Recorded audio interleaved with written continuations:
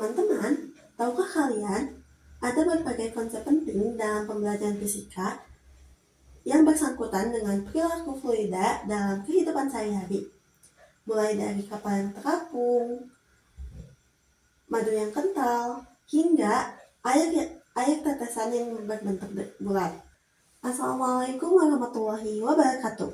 Halo teman-teman, perkenalkan nama saya Akti Maulida dari Prodi Pendidikan Fisika Institut Pendidikan Indonesia Garut.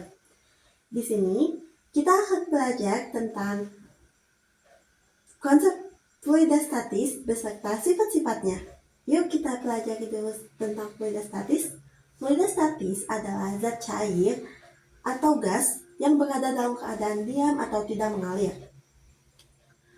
Dalam kondisi ini, fluidostatis memiliki sifat-sifat khusus yang dapat kita pelajari nanti. Contoh dari fluidostatis ini adalah air danau yang tenang, air di dalam botol, minyak di dalam botol, yang berada dalam keadaan diam, tidak mengalir, dan tidak bergerak. Yang pertama yaitu tekanan hidrostatis. Tekanan hidrostatis adalah tekanan yang diberikan oleh fluida pada kedalaman tertentu. Nah, ketika kedalamannya semakin dalam, maka tekanannya akan lebih besar. Secara matematis, tekanan hidrostatis ini dituliskan dalam persamaan P sama dengan Rho dikali H dikali G. Percobaan yang akan saya lakukan adalah sebuah botol yang diisi dengan air yang telah dilubangi dengan ketinggian yang berbeda. Ketika saya buka kedua lubangnya, dapat dilihat bahwa air yang mengalir dari ketinggian pertama dan yang kedua akan berbeda. Contoh pengaplikasian tekanan hidrostatis dalam kehidupan sehari-hari yaitu ketika bendungan dibuat lebih tebal di bawahnya.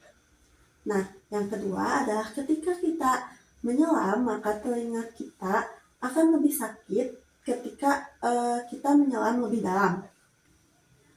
Yang kedua adalah hukum Pascal. Hukum Pascal adalah tekanan yang diberikan pada fluida di ruang tertutup dan diteruskan ke segala arah dengan sama besar. Nah, prinsip ini membuat kita dapat mengangkat suatu benda yang besar dengan gaya yang kecil. Pengaplikasiannya ada pada dongkrak hidrolik, rem kendaraan, dan juga alat bengkel lainnya. Hukum Pascal dapat dibuat dalam persamaan F1 per A1 sama dengan F2 per A2. Yang ketiga adalah hukum Archimedes.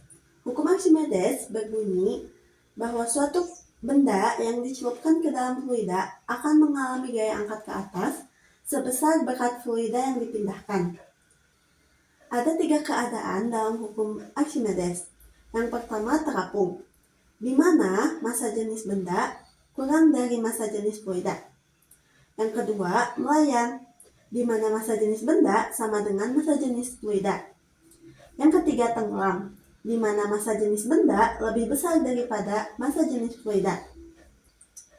Nah, maka dari itu, kapal laut dibuat berongga di bawahnya agar massa jenis bendanya lebih kecil daripada massa jenis fluida dan dapat terapung di laut.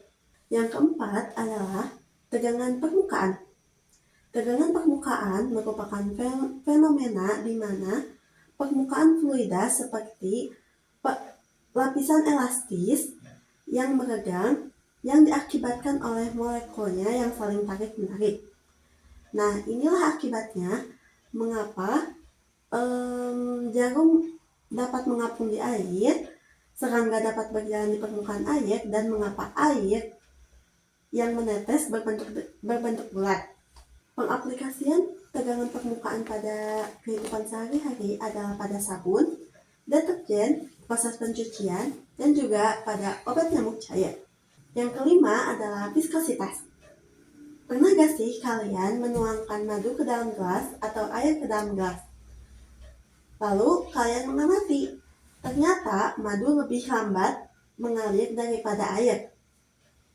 Nah, hal itu terjadi karena madu memiliki viskositas yang lebih tinggi daripada air.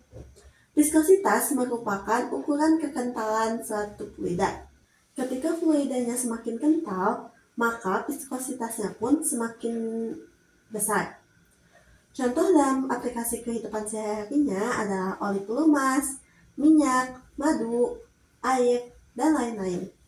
Nah teman-teman, setelah kita tahu materi tadi, kita dapat mengetahui ya bahwa semua konsep tadi sangat berkaitan.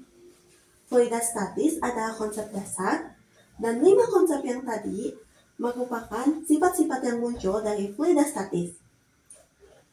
Fluida statis ini juga sangat bermanfaat di kehidupan sehari-hari kita, entah dalam alat transportasi, alat kesehatan, dan juga di perindustrian. Nah, segitu saja ya untuk video pembelajaran kali ini. Semoga video ini dapat membantu kalian dalam memahami konsep fluida statis. Jangan lupa like, komen, serta subscribe untuk video pembelajaran selanjutnya. Wassalamualaikum warahmatullahi wabarakatuh.